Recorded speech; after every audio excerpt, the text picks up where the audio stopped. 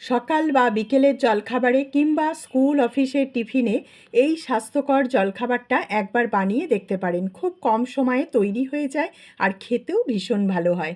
আমি একটা মিক্সিং বোলের মধ্যে দুটো ডিম ভেঙে নিলাম আর তার সঙ্গে দিয়ে দিলাম একটা মিডিয়াম সাইজের পেঁয়াজ কুচি, আর দিলাম দুটো কাঁচা লঙ্কা কুচি, একটু কারি পাতা কুচি, স্বাদ মতো নুন, সামান্য একটু হলুদ আর চাট মশলা দিয়ে ভালো করে ফেটিয়ে নেওয়ার পর 2 চামচ ময়দা দিয়ে একটু জল দিয়ে নিতে হবে।